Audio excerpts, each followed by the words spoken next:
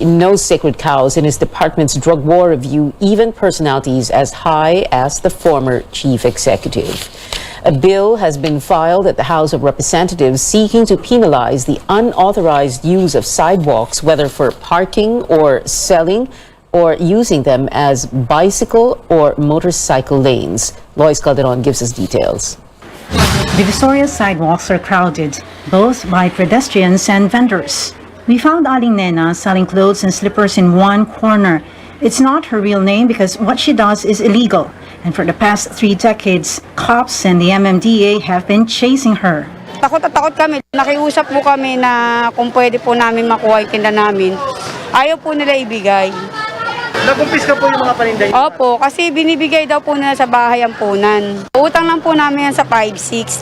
Divisoria is a public market, but when both buyers and sellers converge on sidewalks, there'll be no more space for those just passing by. That's why lawmaker Ramon Huico Jr. wants all sidewalks cleared of vendors like Aling Nena. House Bill 1252 has a long list of what and who cannot use sidewalks. That includes parking and doing business.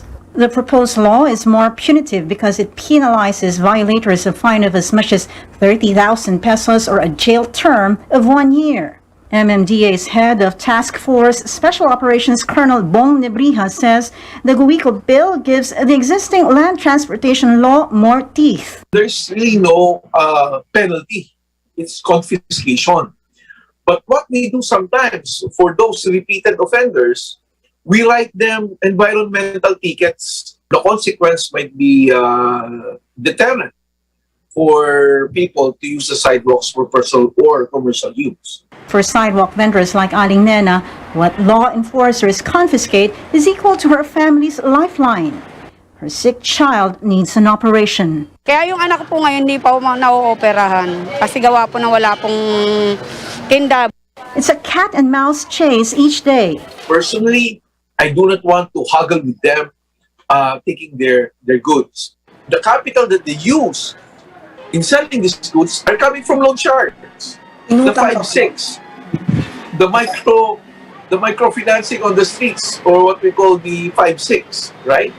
And if you will take that, they will just borrow again. Ang batas, walang puso, ang enforcers ng MMDA meron. Huico's bill makes pedestrians the #1 priority. But people like Aling Nena who live in fear each day also seek to live with dignity. Lois Calderon, CNN Philippines.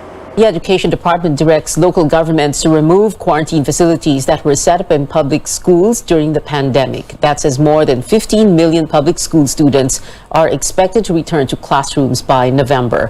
The opening of the new school year begins in 2.5 weeks. Especially here in Metro Manila, marami yatang nagamit na quarantine facilities. There's a school in Quezon City na nakausap na rin natin, and they are already pulling out this week yung mga isolation tents na nandun pa rin. We are coordinating with the LGUs, specifically the barangays. Kung meron pa silang mga places like basketball courts, rooms that they are not using, we are also looking at tapping into the private sector kung meron po silang maibibigay na mga rooms para sa ating learners. The DepEd is working on setting up temporary learning spaces or tents for schools damaged by the magnitude 7 earthquake that hit Abra last week. Latest data shows over 600 classrooms were totally damaged, while over 1,000 were partially damaged. The estimated cost for reconstruction is around 2.1 billion pesos. The mayor of Panglao Town in Bohol province gets the side of the vendor behind the allegedly overpriced food on Virgin Island. A viral post shows 13 tourists were charged more than 26,000 pesos for a seafood meal, but Mayor Boy Arcay says the vendor told him the meal was good for 20 people, including their boatmen. Ang sabi ng nagbibinta, malayo rin daw ng kinukumprahan nila yung paninda kasi kuminsan doon sila namimili about 120 kilometers from Panglao. Mahal rin gasolina. Parang nalungkot rin yung may-ari ng tindahan. Kasi sabi niya, bakit pinipicturean nila na tapos na, mga buto-buto na lang naiwan? The island is temporarily closed to food vendors while tourism activities are limited to sightseeing as authorities probe the controversy. The local government of Panglao is now considering putting up a street food or night market as an alternative area of business for displaced vendors. Global headlines now. China fires multiple missiles in its biggest military drills over Taiwan following the visit of United States House Speaker Nancy Pelosi Wednesday. Beijing has strongly opposed the trip, where the top U.S. official pledged support to the self-ruled island. Leaders from Southeast Asian nations call for restraint to prevent a possible armed conflict.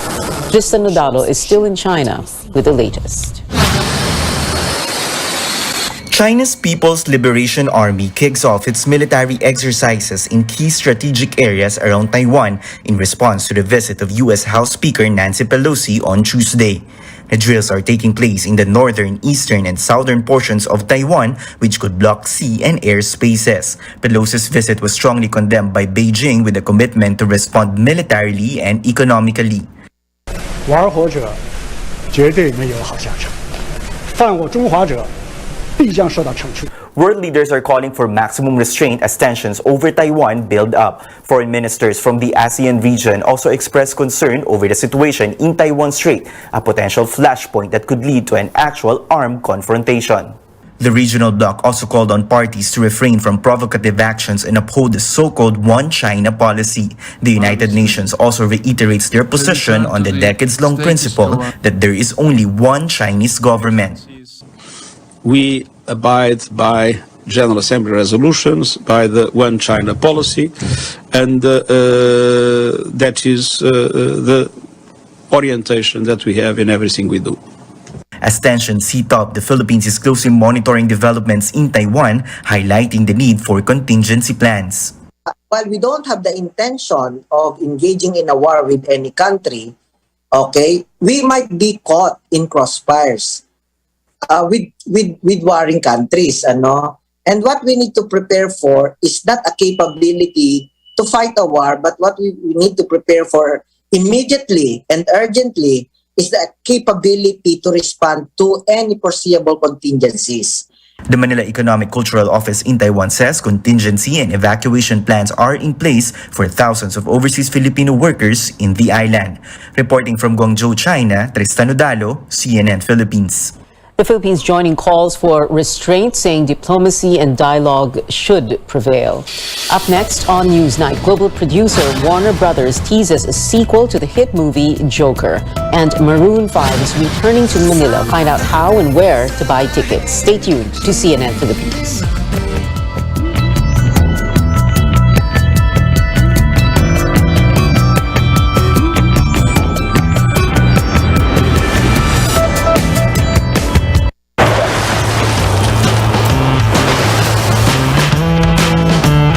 To those who said pickup trucks are only for work, or that never been done means can't be done, or trucks couldn't be comfortable. To those, we say thanks for the inspiration.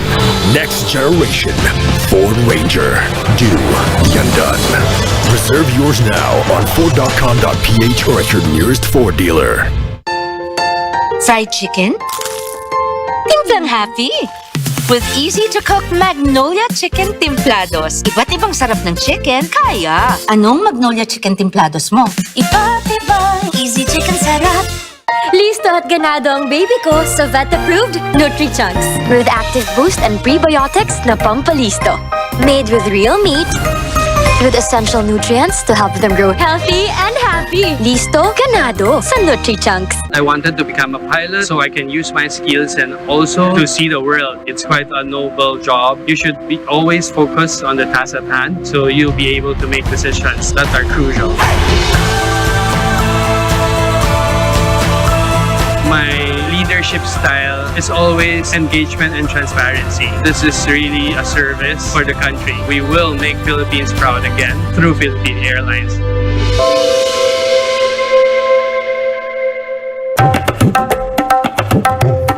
Having tight shoulders can cause them to become weakened over time.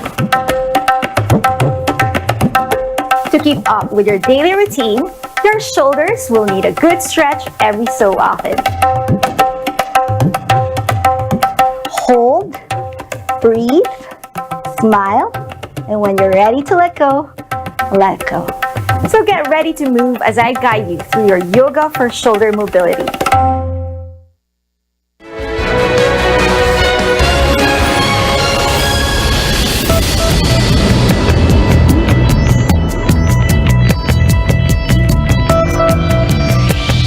This is Newsnight on CNN Philippines. New IBO World Flyweight Champion Dave Apolinario paid a courtesy call on President Marcos yesterday in Malacanang. The Pinoy boxer gave Mr. Marcos an autographed pair of boxing gloves, while the chief executive congratulated the undefeated Apolinario, who now has 17 wins to his name. The Doberman knocked out three-division former world champ Gideon Buthelezi in South Africa over the weekend. Making a buzz online, some Warner Brothers films streaming only on HBO Max were suddenly removed from the platform. Among the 6 titles now gone are sci-fi romance Moonshot, starring Cole Sprouse, and The Witches, featuring Anne Hathaway. Netizens speculating it's part of the company's efforts to cut $3 billion in expenses after a costly merger deal with streaming platform Discovery. This also coincides with Warner Brothers' decision not to release its star-studded Batgirl movie featuring Leslie Grace and Michael Keaton. Warner Brothers says the move reflects its strategic shift for the DC Universe and HBO Max. The directors say they're saddened and shocked by the news. They add the movie was far from finished, but they hope that one day fans will get to see the final cut. The film was already in post-production and was set to arrive on HBO Max this year. The platform is not yet available here in the Philippines. But as one DC hero says goodbye, one villain will be saying hello soon. CNN's David Daniel has that and a newly dropped romantic comedy on tonight's Hollywood Minute.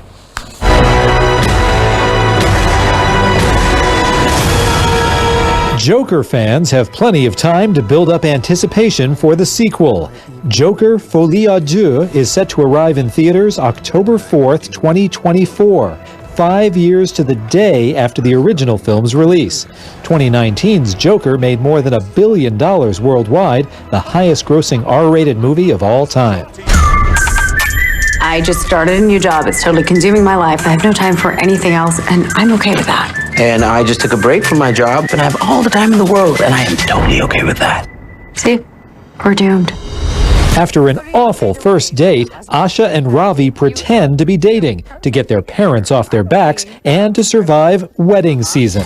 The rom-com contrasts traditional arranged relationships and modern online dating. It is just so similar. And that's actually better, I think, in a sense. That's my opinion. Just because at least there's like some reference point. There's some reference points. I don't want to call anything better or worse, but there are options. You know what I'm saying? Yeah, like, that's true. Who knows? You might just bump into the love. Have you been on any other dating apps? I've been on the dating apps. They suck. Wedding season is now streaming on Netflix. In Hollywood, I'm David Daniel. Maroon 5 fans, here's your wake-up call to grab tickets for the band's concert here at home. The fan club pre-sale for Maroon 5 World Tour in Manila kicked off today. The Live Nation pre-sale is set tomorrow. General sale begins Saturday. The band performs at the Mall of Asia Arena in Pasay City on December 8th. K-pop meets K-drama with Sandara Park and Squid Game star Jong Ho-yeon taking pictures together in Seoul, South Korea. The former 21 member responded to a netizen who pointed out that Ho-yeon is a blackjack or a fan of the girl group. Apparently, Ho-yeon said she liked 21 and even sang lyrics of their hit Fire for Sandara. And that is it for now. Join me again on news.ph at 7 p.m. I'm Pio Ontiveros for Newsnight, where we go above and beyond the headlines.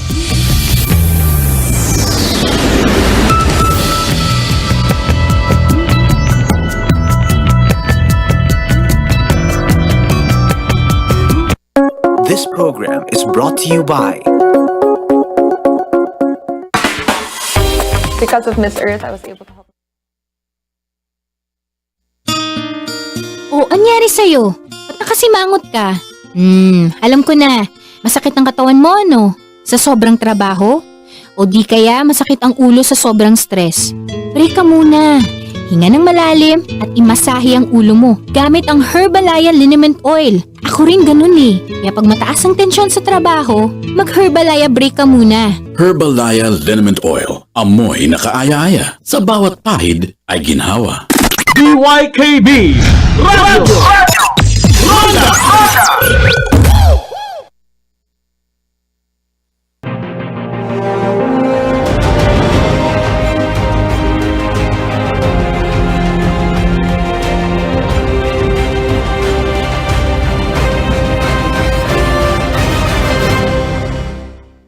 West Point graduate, Korean War veteran, Philippine constabulary officer, and then its chief in the years before EDSA 1986.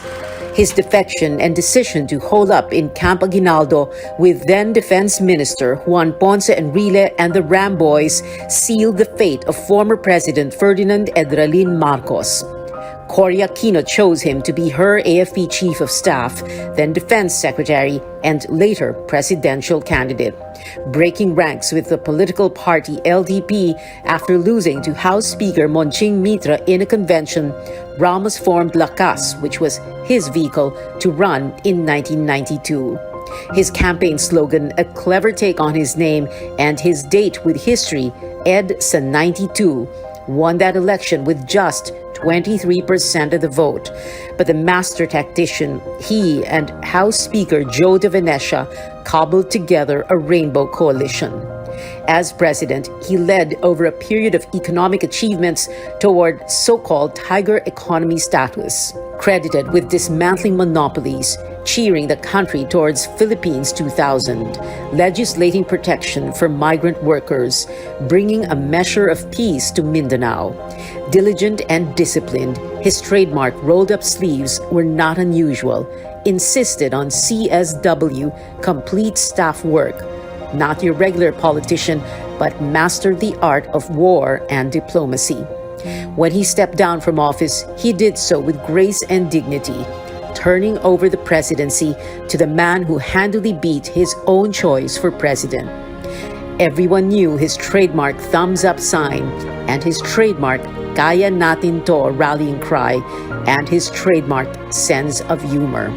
He was Steady Eddie, the man who kept democracy alive and intact through every coup Cory Aquino faced down.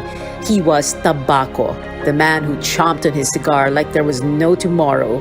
He was FVR, PC Chief, Armed Forces Chief of Staff, Defense Secretary, Commander-in-Chief, husband to Ming, father to 5 daughters, and a grandfather.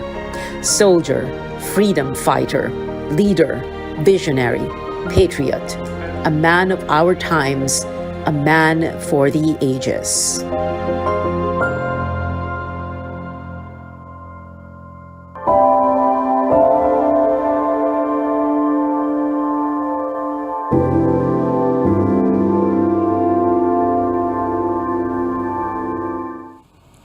Good evening, I'm Pia Ontiveros. Welcome to a special presentation of Politics as Usual. Tonight we remember former President Fidel V. Ramos, whom many of us called FVR. Joining me as our first guest is his former Interior Secretary, Rafi Alunan. Secretary Rafi, thank you very much for joining us also via Zoom.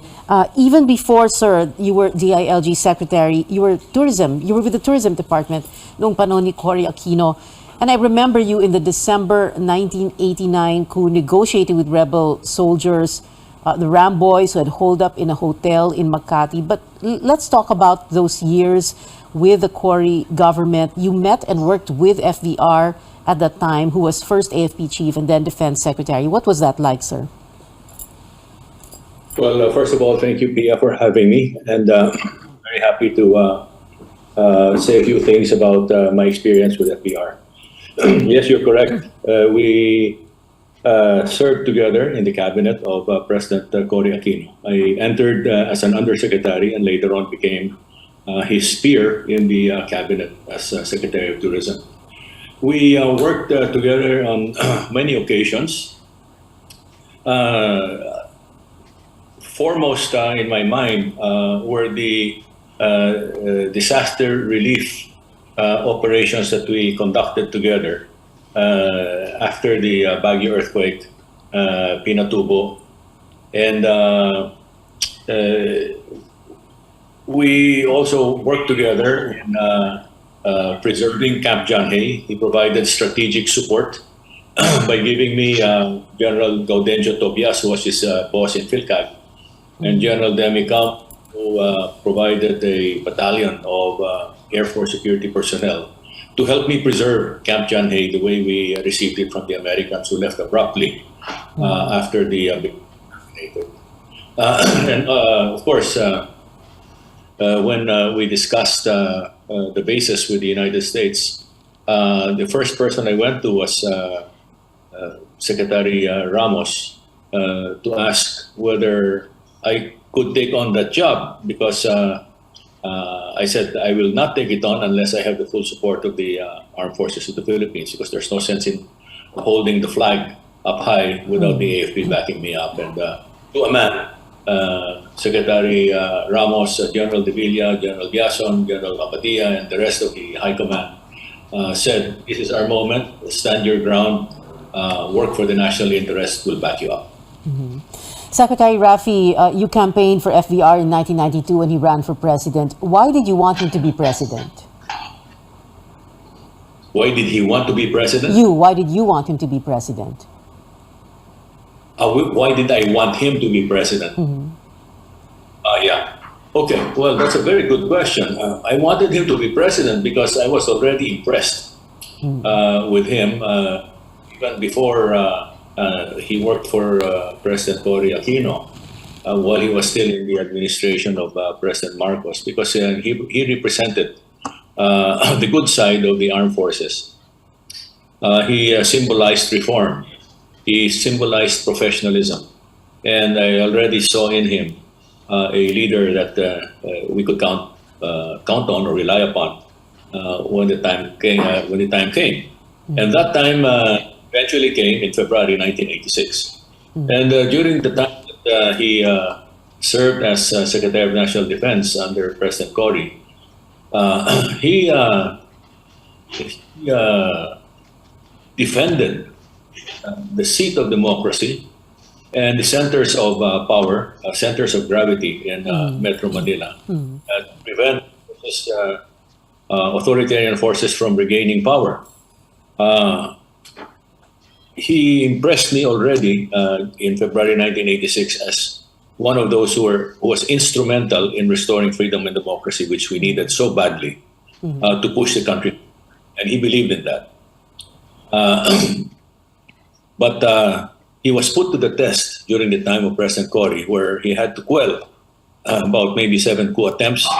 Two of them were the most, shall we say, the most violent. hurtful. August 1987, December 1989. Yes, but it was most hurtful to the economy, to the point where by 1989 we were back again as Asia's sick man. Our economy plunged in 1989 in the same manner as it had plunged in 1983 when Ninoy Aquino was assassinated. Secretary Rafi. When it was time for the choosing as to who would represent, who would succeed President Cory, I pushed for President Ramos because he was a non-traditional politician, and he symbolized everything that was needed by the country to move it forward. My last question for you, Secretary Rafi. I wanted you to tell us behind-the-scenes stories, little vignettes of FVR as president, but we don't have the whole night, but I'm sure there are so many stories. But if there is just one that you can tell us, one story, one little vignette about him that will make us remember him. Oh, wow. You're asking for the impossible because I have so many. I know. Yeah. Well, one thing I will always remember him for, he empowered us. He was a very good leader and manager. He forged a good team and really lived up to his mantra of unity, solidarity, and teamwork. We were ordinary people working in the cabinet. We were no superstars at all. But he had a good eye for people who could work together. And that we did. We worked and we were able to deliver under his leadership. So I'll never his code of good governance and good citizenship, which fell under 9 words, PI. I'll never forget these 9 words because I've instilled it. I've internalized it. Unity, solidarity, teamwork, caring, sharing, daring, and reform, perform, transform. And if we were to follow all those 9 words every day in our lives, we would be able to transform ourselves into better Filipinos for a better Philippines. That's the legacy he left behind. That's the one I'll remember the most. Thank you so much for those stories about former President Ramos and for those 9 words, for reminding us about those 9 words. Very glad, sir, that you can join us. Former DILG Secretary Rafi Alunan. Salamat po, sir. The Armed Forces also paying tribute to its former Commander-in-Chief with traditional full military honors and services. We'll talk about that with Navy Captain Leo Dimok. He's joining us live via Zoom. Captain, or the equivalent rank, Colonel, Navy Captain Leo Dimok, thank you so much for being with us. Let's begin with this. As a former Commander-in-Chief, he's entitled to all these military honors and services.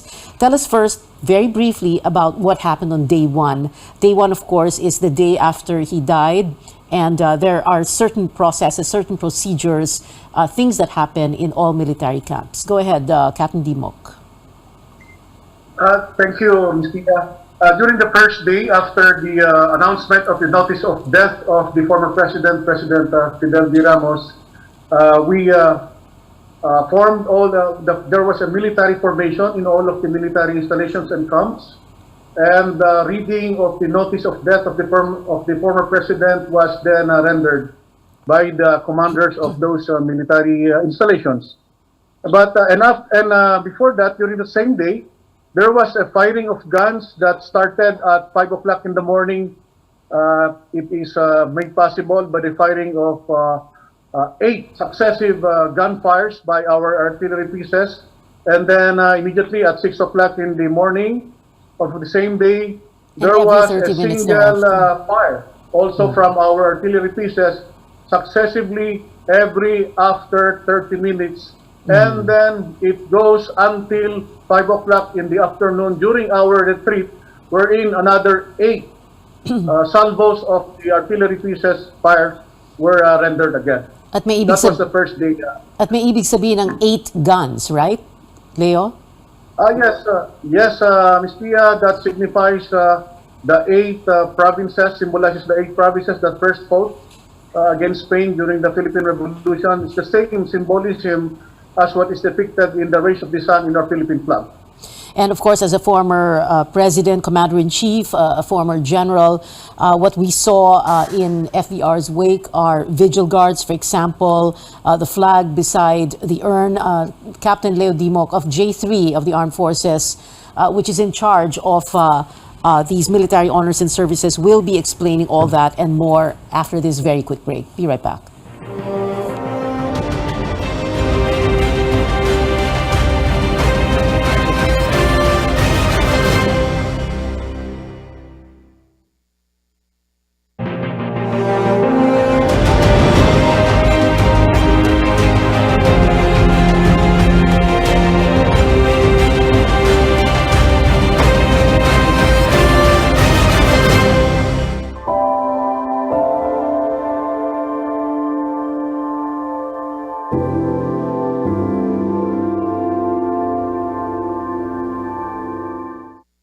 Welcome back. This is Politics as Usual special presentation as we look back on the life and legacy of the late former President Fidel V. Ramos. Still with me is Navy Captain Leo Dimok of the AFP's J3, which is in charge of all military honors and services for former Commander-in-Chief. Leo, kanina binanggit ko na, no, yung vigil guards, for example, what we see in the wake. Very quickly, can you explain all that to us?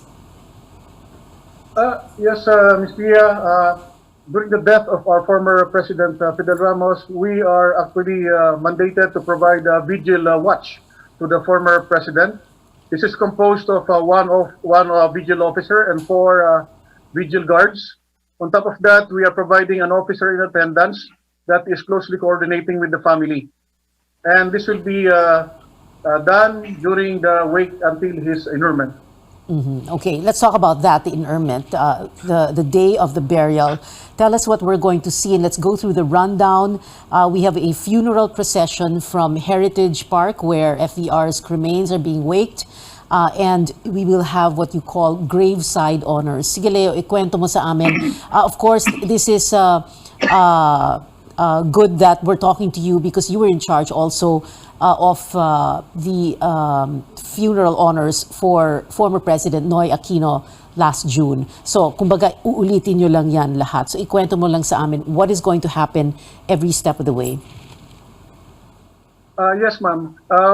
As what we previously did during the death of the former president, also President Benigno Aquino last year, on the day of burial, that will be on 9 August, in the morning, prior to his transfer of his remains to the libingan ng mga bayani, there will be a military departure honors. It will be provided for by a battalion of honor guards from the Armed Forces of the Philippines, of course, coming from the different branches of service, the Army, the Navy, and the Air Force. And then, after the departure honors, there will be a procession going to the libingan ng mga bayani. Upon arrival at the libingan ng mga bayani, there will be an arrival honors that will be rendered to the former president. Of course, this will be again with the inclusion of the traditional 21-gun salute. After the arrival honors at the libingan ng mga bayani, point of arrival, there will be a funeral march then that will proceed from the arrival honor area to the interment area, which is at the presidential section of the libingan ng mga bayani. And that will be done by a funeral march that will be rendered from the point of arrival, wherein the arrival honors were rendered, until the interment area or the presidential section at that site where he will be interred. And during the funeral march, there will be flower drops that will be performed by our Air Force choppers. Okay.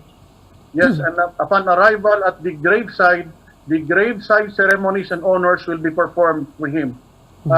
In the graveside honors, the following will be performed. First, there will be, as soon as everyone is settled there will be a final benediction by the chaplain in charge. Again, there will be a 21-gun salute that will be rendered to the former president in honor of the former president. And then after that will be the 3 volleys over the grave. This is actually a rifle fire from a section of the firing party composed of non-commissioned officers firing 3 volleys. At the last volley, that's the time where the taps will be sounded. And this taps will be the last bugle call for the former president.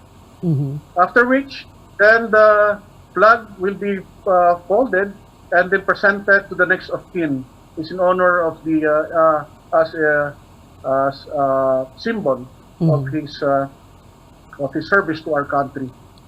What are the words that are said to that next of kin? And in this case, it will be former First Lady Ming Ramos who will receive the flag. Yes, Mr. On behalf of the grateful nation, that's where the narrative is. And Leo, kanina you said no, there will be a funeral procession, may honor guard no, that will move from heritage to, within Libingan. Brigade size ito, correct? It is the arrival honors is a battalion size full military honors, and then the procession will be a brigade size, which will be also included to be participated by the battalion size arrival honors. When you say, all right, when you say battalion and brigade, how many? Go ahead. There is an order actually. First, it will be the escort or the commander with the staff, and then the colors followed by the band that played the music, and then the funeral escorts, and followed by the chaplain service or the clergy, and then the hearse with the honorary pallbearers on the sides, and then the active pallbearers composed of the non-commissioned officers, and then the family and relatives, together with the military host, which is the chief of staff, and the co-host will be the heads of the Philippine Air Force, the commanding general of the Philippine Army, and the flag officer in command, which are co-hosts of this activity. And then followed by the friends and other patriotic and fraternal organizations. Do we know already who the honorary pallbearers are? It will be designated by the personnel division of the armed forces. All right. And you said, as military host, it is the Chief of Staff of the Armed Forces. This is an honor to a former president because the Chief of Staff is not military host to other burials, correct? Yes, there is only one military host to presidents and former presidents, and it is only the Chief of Staff of the Armed Forces of the Philippines. Together with the major services commanders. Is there anything else, Captain Leo, that we need to know that we're going to see on August 9th? That is exactly what will happen during the interment day. And as soon as the flag is presented to the next of kin, and that will be the end of the ceremonies for that particular day. However, the mourning will still continue until on that day also, wherein that was the day wherein all the flags will be flown half staff, half mast. But for the military, the morning band, what I'm wearing right now, will be continued and it will end on 29 August, 30 days after the death of the president. For 1 month. Leo, itong dinescribe nyo, no, this will all go by clockwork. This is tradition. You are not going to deviate from tradition. This is what we've seen before. We will see again on August 9th, right? Yes, Ms. Pia, that is the military traditions and the military honors that is presented. That's the highest respects that being presented by the EAC to our fallen Commander-in-Chief and former President. And your snappiest salute for him, of course. Captain Leo Dimok of the Navy and of the J3 Armed Forces of the Philippines. Maraming salamat. Thank you so much for being with us tonight. You're still watching a special presentation of Politics as Usual as we pay tribute to the legacy of FDR. My next guest is a veteran journalist, Pulitzer Prize winner, and a former member of Malacanang and the Defense Press Corps. Speaking to us via Zoom is Manny Mogato. Manny Mogs, hi, thank you so much for being here. Manny, good evening. Kailan mo nakilala si FDR? And what was that first meeting like? I started covering FBR in January 1987. I was a police reporter for the Manila Chronicle when it resumed publication in June 1986. After 6 months, because there was so many coup attempts against Cory Aquino, my editors moved me to military and defense coverage. So my baptism of fire started in January 1987 when Colonel Oscar Canlas stormed GMA 7 and occupied it for 3 days. And so that was a time I saw former President and former Armed Forces Chief Fidel B. Ramos. I found him very strict, no? Suplado si FBR, no? Kasi I remember during press conference when hindi gusto yung mga tanong, tatayo na lang sa bigla, iiwan kami. So kami nakatawa nga. Bakit ba siya nagalit sa atin? No? Baka kasi hindi maganda yung tanong nyo, baka hindi maayos ang tanong nyo. Kaya tumayo. Kasi minsan masyadong maangas yung mga reporter eh. So anyway, ang problema naman namin kay FBR when answering during press conferences, isang tanong mo lang, ang haba niyang sumagot. Paikot-ikot, no? Paikot-ikot. Now, balikan mo, tignan mo yung tape recorder mo, i-transcribe mo, wala pala sinabi. Nambola pala. Nambola lang. Medyo naaliw-aliw kami kay FBR kasi nga siya para biro, yung nga lang, yung mga jokes na corny. No? Parang pilit eh. Kaya siyempre, tatawa ka rin, no? Siyempre. Pero there was a big transformation when he became president in 1992. Kasi siya, charming na. I think he became a politician, so that's why masyado na siyang mabait sa press, hindi na siya pikon. Okay. At he's very accessible, no? Every week, every Wednesday, meron siyang press conference sa Malacanang o kung saan man siya nandoon, no? At the same time, he also gave a lot of exclusive interviews sa mga publication Oo. na nag-request. Manny, I sandali. left Malacanang. Oo. Manny, sandali Teka, bago mo ituloy yan, mag-OT OT na tayo. Pero we need to take one short quick break. We'll come back to you, Manny, dahil meron pa rin tayong isa pang guest, yung dati niyang aide-de-camp, si retired Colonel Dencio Acop. Manny, sandali lang When we come back, politics as usual, we'll be right back.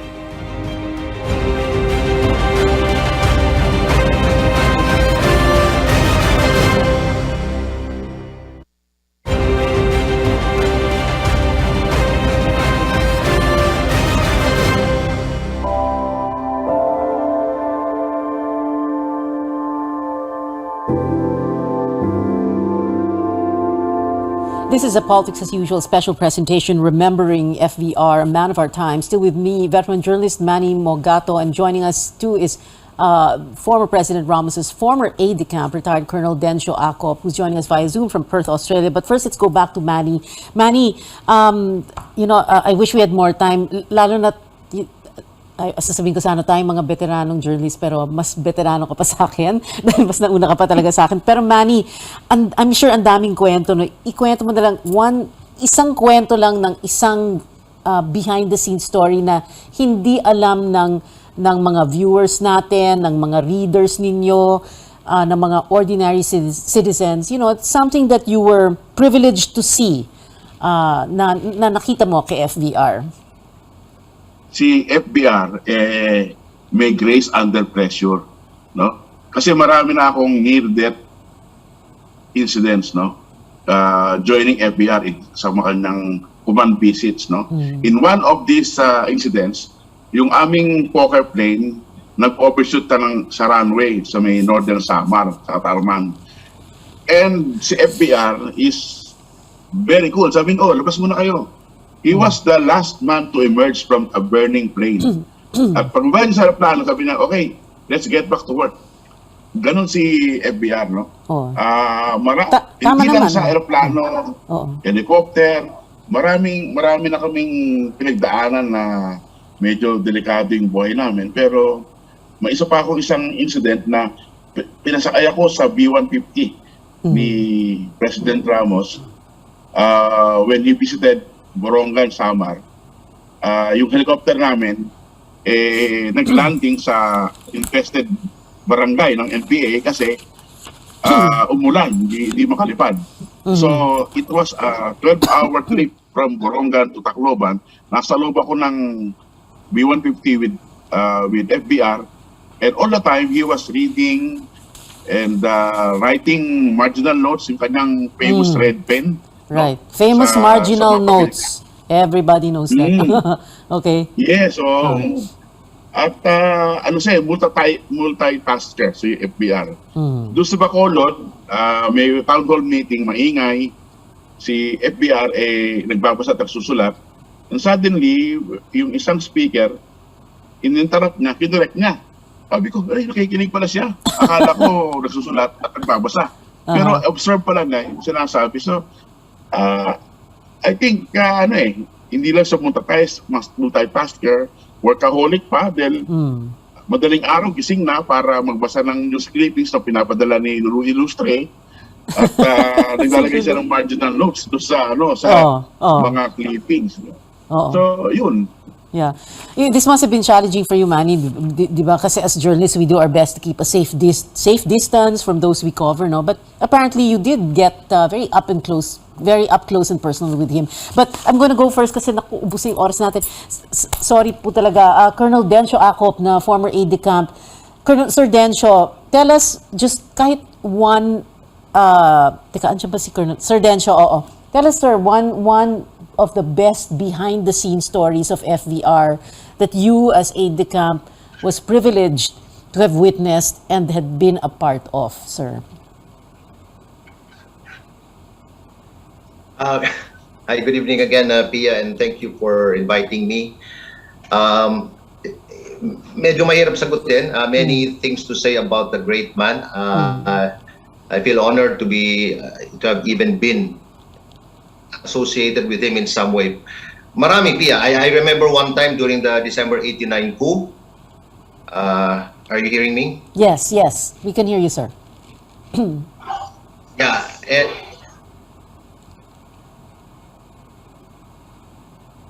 All right, I think we have a little bit of a...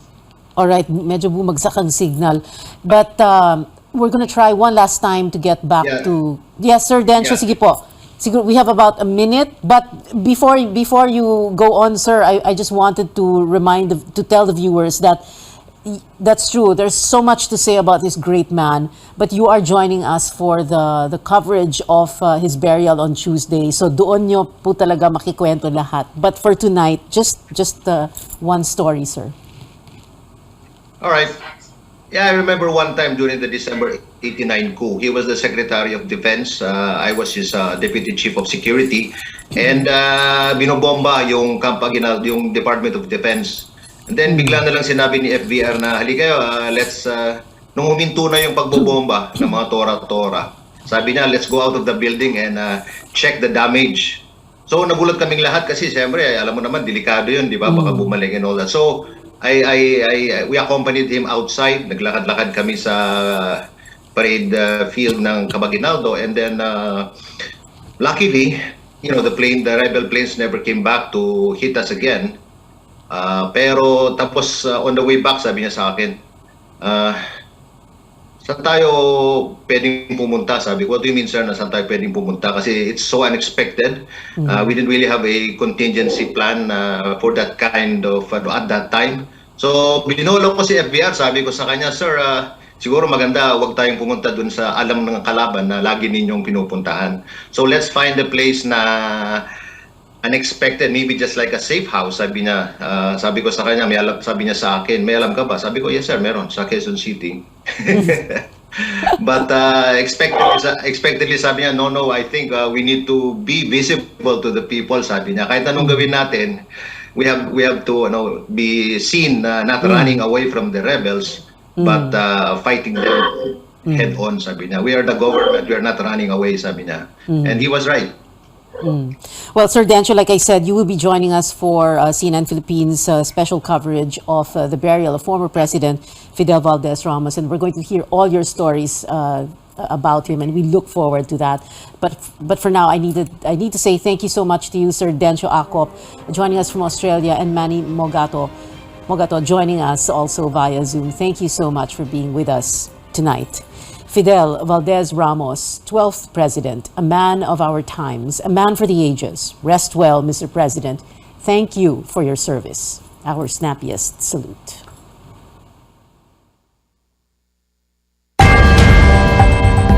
Let's get ready to rumble! VYKB.